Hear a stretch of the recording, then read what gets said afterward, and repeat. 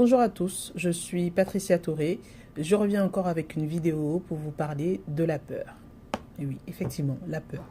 La peur d'investir, la peur de se mettre dans une relation à fond, la peur de communiquer avec les autres, en fait, toutes sortes de peurs.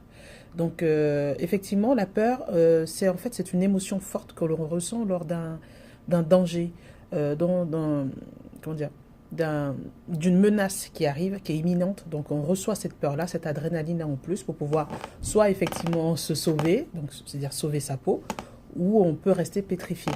Et aussi la peur aussi on l'a quand on a une nouvelle habitude qui arrive, c'est-à-dire quelque chose qu'on fait de pas habituel. Par exemple, au lieu de décider continuer toujours le même chemin par lequel on passe, changer d'habitude, changer de comportement, ça peut engendrer aussi la peur. Donc en fait, il y a plusieurs façons de sortir de cette peur-là. C'est des petites choses, des petites actions qu'on peut faire au fur et à mesure pour pouvoir sortir de cette peur-là. Après, ça dépend des peurs, hein. Donc il y a des peurs peut-être beaucoup plus grandes qui nécessitent comment dire, des entretiens avec un psychologue ou avec des personnes spécialisées ou des personnes qui ont vécu cette peur-là et qui s'en sont sorties, ou alors lire des livres et autres. Donc il y a beaucoup de domaines dans ce sujet. En tout cas, je vais vous donner quelques petites astuces pour pouvoir sortir en fait de la peur, pour pouvoir l'affronter.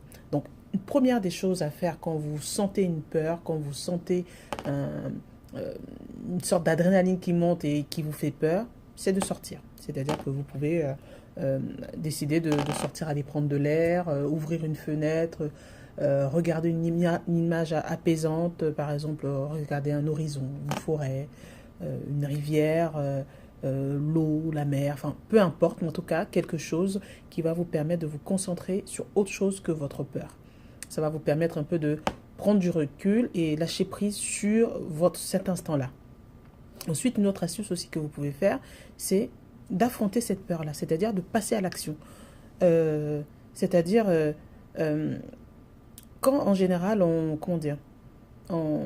affronte sa peur, il suffit de la faire qu'une seule fois pour qu'au final, on se dise, bah, en fait, ça ne faisait pas si peur que ça. Par exemple, il peut avoir la peur de parler en public, la peur de nager quand il n'y a pas assez de profondeur en dessous, quand on ne touche pas pied, la peur d'investir, enfin peu importe. Moi, par exemple, j'avais une peur par rapport à l'eau, c'est-à-dire que quand je n'ai plus pied, je panique, je ne sais plus nager, je ne sais même plus comment je m'appelle, j'oublie tout, je retourne au bord. Je m'accroche au bord de la piscine, je reviens directement au niveau de pied dans la mer. Et en fait, je sais nager. Bon, je ne suis pas une compétitrice, je sais nager, mais dès que je me dis il n'y a plus d'eau, enfin j'ai plus pied, j'imagine qu'il y a des monstres en dessous, qu'il y a quelqu'un qui va m'attraper le pied, qui va me couler, que je vais couler, que je ne sais plus nager. Je ne sais pas pourquoi, j'ai toujours eu cette peur-là.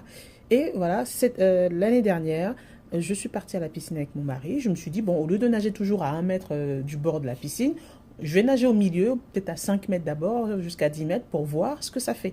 Donc j'étais dans un bassin de 2 mètres, donc forcément je n'ai pas pied. Mais j'ai fait mes allers-retours tranquillement. Au fur et à mesure, au début j'étais au bord, à 1 mètre du bord de la piscine. Après je me suis éloignée et puis j'ai vu que j'arrivais à nager et qu'il n'y avait rien en dessous. Il n'y avait rien. Mais j'étais persuadée qu'il allait m'arriver toutes les catastrophes possibles. Et cet été, j'ai fait le test, on était en Espagne en vacances, l'eau de mer, donc j'étais à la piscine, enfin à la mer. Et donc, bon, j'ai nagé, donc je suis arrivée à pied. Donc j'étais là, l'eau était là, j'étais là sur la pointe des pieds, j'étais contente et tout. Après, je me dis, bon, je vais quand même me pousser un peu plus loin, je vais aller un peu plus loin pour voir ce que ça dit, ce qui arrive. Donc je suis partie. À un moment donné, j'ai voulu descendre pour voir à quelle profondeur j'étais en fait par rapport au vide. Je crois que c'était vraiment très profond. Je suis remontée de suite. J'ai paniqué. Après, je me suis dit non. Et en fait, je me suis rendu compte que je flotte. Et comme ça, j'ai nagé sur 10-15 mètres au-delà de cette profondeur-là. Et je suis revenue tranquillement. C'est vrai que mon cœur battait. Mais j'ai tenu bon et je suis arrivée et je me suis rendu compte que je peux le faire. Bien sûr, il me faudra un peu plus de temps, mais j'ai pu le faire. C'est-à-dire que j'ai pu dépasser ma peur, je suis passée à l'action pour le faire. Donc ça, j'ai été vraiment contente. C'est-à-dire que demain, je peux me retrouver dans une piscine, je vais pouvoir nager tranquillement, sans trop focaliser dessus. Même si, de temps en temps, j'y pense, mais au fur et à mesure, je vais pouvoir dépasser cette peur-là. Donc il y a aussi, quand vous n'arrivez pas à affronter directement en fait votre peur, vous pouvez le faire par étapes. C'est-à-dire vous posez la question, qu'est-ce qui peut m'arriver au pire du pire, du pire, du pire, du pire? Qu'est-ce qui peut m'arriver? Donc vous écrivez ça étape par étape. Par exemple, qu'est-ce qui peut m'arriver de pire? Bah voilà, que je sois pris par un requin ou que quelqu'un me tire en bas du pied. Et après en face, vous notez tous les arguments contraires. Parce que concrètement, dans une piscine, il n'y a pas de requin. Dans une piscine, voilà, à 2 mètres, bon, à moins que je ne sache pas nager, je ne vais pas me noyer. Donc, vous écrivez toutes ces étapes-là, vous faites action par action et vous les suivez au fur et à mesure. Dès que vous avez réussi une action, vous mettez une croix, vous congratulez pour dire, ah tiens, j'ai réussi cette étape-là, je vais passer à l'étape suivante. Donc, c'est aussi une méthode pour pouvoir avancer. Vous avez aussi la possibilité comment dire, de vous inspirer des personnes qui sont déjà passées par cette peur-là. Il y a beaucoup de livres dessus, il y a beaucoup de sujets dessus sur Internet où des gens témoignent de leur victoire sur leur peur. Que ce soit la peur de prendre l'avion, la peur d'investir, la peur d'entreprendre, la peur de parler en public. En fait, il y a eu des personnes qui sont passées par ces peurs-là et qui ont développé des tactiques et qui peuvent vous donner ces tactiques-là pour pouvoir avancer.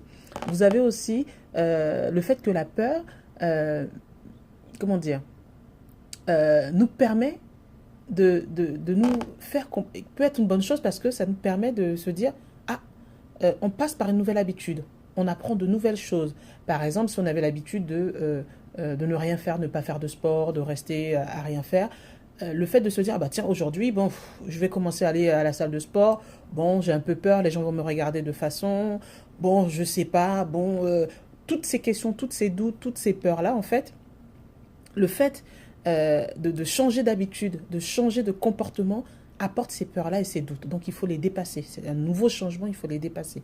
Et aussi, par exemple, concernant l'immobilier, beaucoup de personnes ont peur d'investir. Moi, je me rappelle la première fois que j'ai investi dans l'immobilier, j'avais trouvé le produit, l'endroit, le locataire était déjà en place, tout se payait, mais j'ai fait courir la banquière 3 semaines.